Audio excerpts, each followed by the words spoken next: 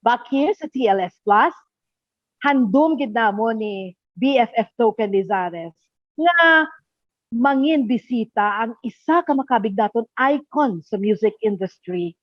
Every time Christmas ang una, amuning kalipay sang tanan, mabatian lang iya nga tingog. But you know, Jo Marichan is not masiling naton layo sa amon. Isa ni siya ka Ilonggo, ginaidulos ang kadamaan sa Binalbagan, magkagtukuto, makalabay ko sa Biscom Sugar Central. Padumduman ko gid si Jo Marichan. Kaga halin sang una ang iya nga kanta, anyone balaan gid magkanta. Bisa lang iya lang sini nga tono, no? Makaupod ka lang. BFF Token. Yes. What do you think, BFF Token? Good day, everyone.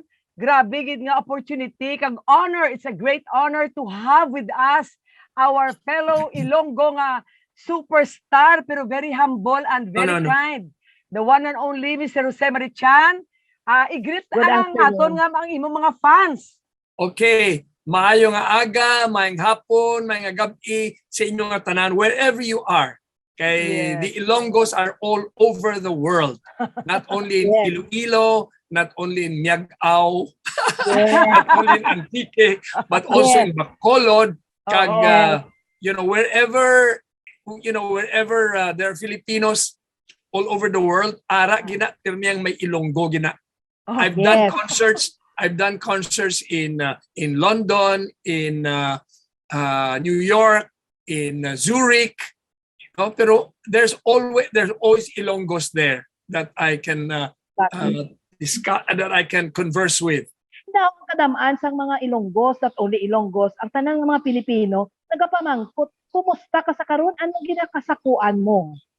Okay, I was telling Token nga my doctor has advised me, especially because of my age, nga hindi lang ko anay magmasyado kaya magguwa, no? Okay. Kay a year and a half ago, nag-abot ang COVID diri sa amon balay. ang anom namon kakatulong, so nang akon nga bata nga si Michael, ang sakong asawa nga si Mary ay kay ako, no? So thank God nga we recovered from it. Pero siling sa doktor ko, siling nga don't take a chance even though nga nabakunahan ka na, kag naka-booster ka na, pero hindi lang gid anay ka magsyado gid nga guwa. So so I work from home. I work from home. I call up the office 7 or 8 times a day, and I'm well behaved. Wow. Jo Marie, how long have you been in the business, the music industry? And so far, ano sa pananaw mo ang nangin highlights na sang career mo? Okay. Naging-consider ikaw nga idulos ang kadamaan ng mga Pilipino? My first recording was in 1967. So ano na, 55 years na. Yeah, 55 years. 57, yeah, 55 years na. That was my first recording. And then followed by another recording, another LP, and then amat. But before that, I've always loved to sing. Since I was in grade school, high school, maluyago na gid ko magkanta. And and I became a radio disc jockey when I was 13 years old. Wow. And then in my show, I would also sing, pero a cappella lang bala. I would play mga top hits of the day. Yeah. So maliyagon ko since gamay pa kuya. I've always loved singing, But composing, I started composing siguro when I was 14, 15 years old. Ang una ko gid nga composition which never saw the light of day, meaning to say nga it was never recorded, was a song called I Want You. No? I Want You. But even now, nahuya ko nga magkanta ko kay masiling tao, gid kopya nila na. Wala mo naging record, Jo Marie? It was never recorded. At that time, kanta ko lang sa kuamlabay, open reel nga tape recorder, si Papa. So I would sing it there, Until now, I remember the melody and I remember some of the words. Ang muning melody niya. I want you. I need you Ay, kanami. Kanami ah? for the rest of my whole life through. Wow. Kanami. Pero no, it's derivative ang tawag siya na. Derivative daw derived from other songs. Jo Marie, Yes. tanan mo ang kanta na tahuman ko gid, pero ang pinaka-favorite ko gid ja, nga pirmi ko ginakanta sa mga shows ko, ang refrain. Gahibigi ko sinaya. Gahibigi ko Yes. sinaya. Namihan gid ko na ya. In 1969, I had a girlfriend Yo. na we'd been going for like a year, 2 years, no? Mhm. So in 1969, after she graduated from the university, Mhm. pagdumdum ko nga she's going to work in a bank Mhm. or in a company. Pero no, siling niya, I promised myself that I would work as a missionary sa Japan, sa Assumption School. Kaya man, she was a graduate of Assumption High School. Then she went to Marinol. So siling niya, I promised myself na I would, right after I graduate, siling niya, maubra ko nga as a missionary sa Japan. Oh. So she was there for like mga almost a year dito siya sa Japan. So we split, and then she was there, and so at that time wala pa sa mga cellphone, why text. If you wanted to talk to her, you have to call long distance. Kag if you call long distance, mahambal ka na sa Madrid, nga pwede ko kahambal kay Mary Ann, and then so it would be embarrassing kag disrespectful, no? So kasulatay lang kami, letters. So it took maybe a week and a half, 2 weeks for the letter to arrive.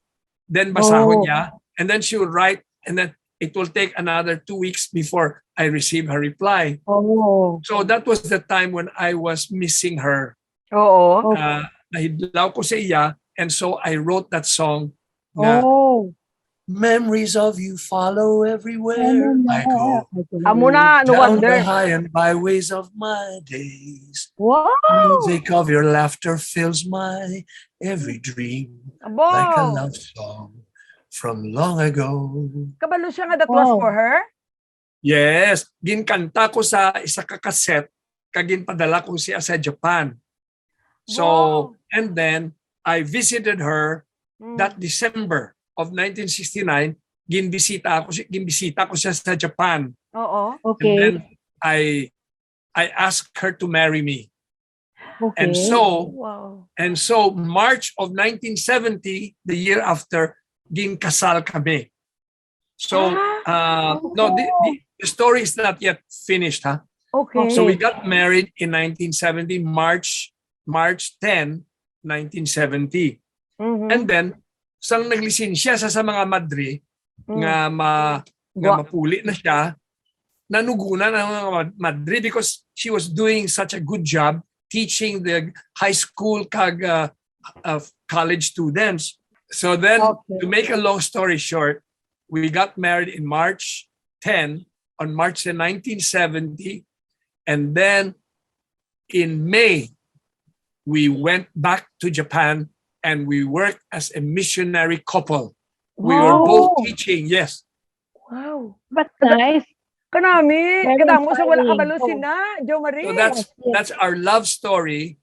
And I feel that the few months that we spent as a missionary couple there, I think we were blessed. Okay. Ang kabataan, Subong, tell us briefly, kumusta ang pamilya mo?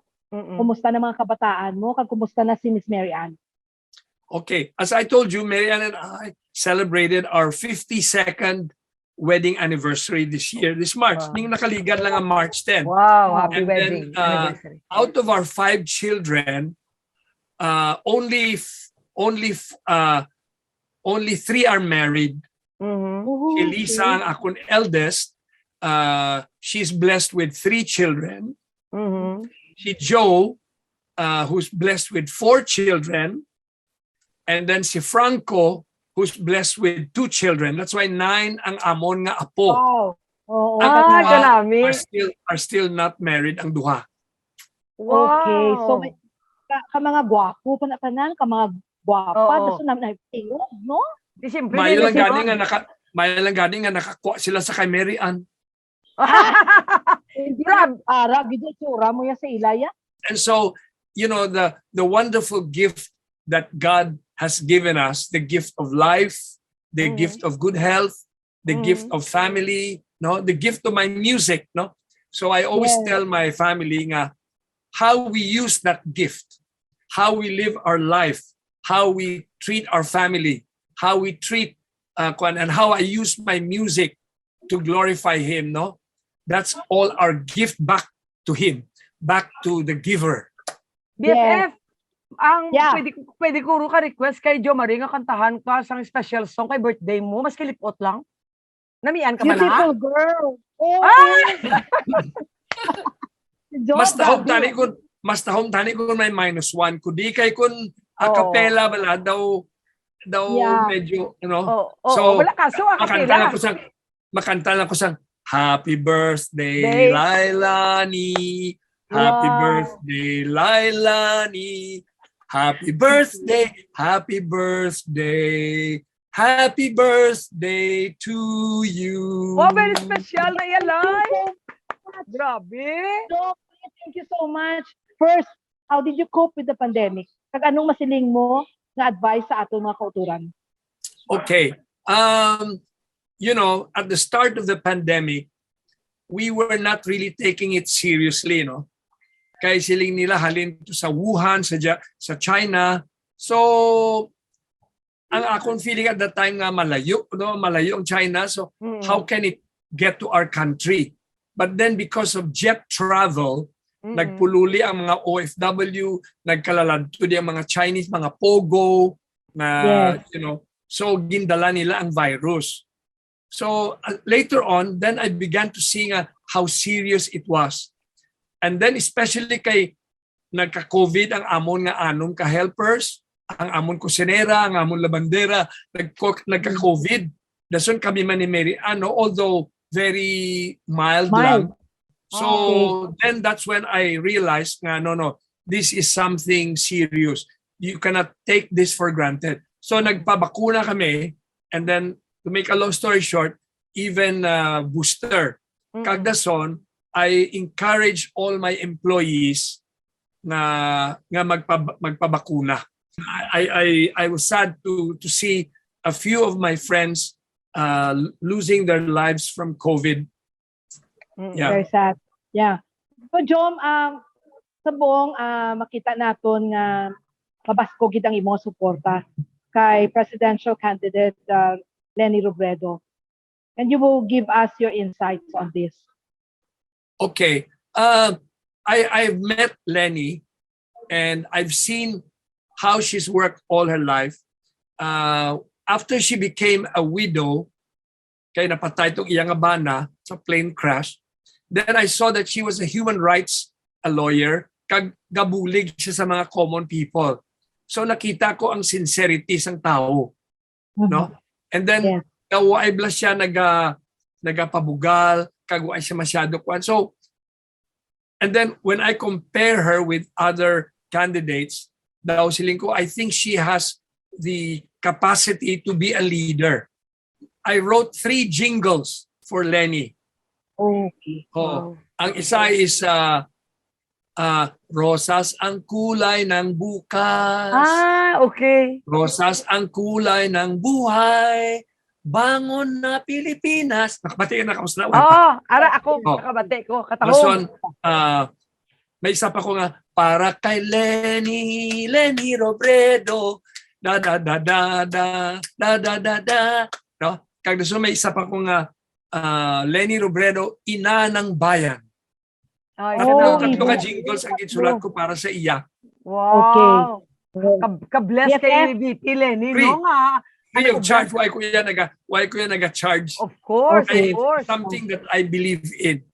Yeah, from your heart, Gidyaho. I want to thank all of my fans, all of the people who have been touched by my songs. I want to thank the people who have made my songs a part of their lives. Thank you for giving meaning to my songwriting career. that I've written all of these songs not for nothing. Abi, no, there was a purpose that some of you made my song theme song of their life, theme song of their marriage. You know, they sang their songs to their parents. You know, so thank you very much. And I thank God for the gift of music, that because of my music, I have touched the lives of other people. Even in simpler ways, okay lang. So, thank you very much, Gid. I'm so happy nga maski sa Zoom lang nagkita ay kita liwat. Kung Thank you, makapapakulog Token. ka, give me a call, Oo. please. Kaya maski mga Sige, pinapilang sige. ta nila nilaylani. Oh, Sige, sige. ha? Okay, will do. Okay. Thank So you. God bless you. God bless you, too. Token. God bless Thank you you. too. Oh, bye-bye.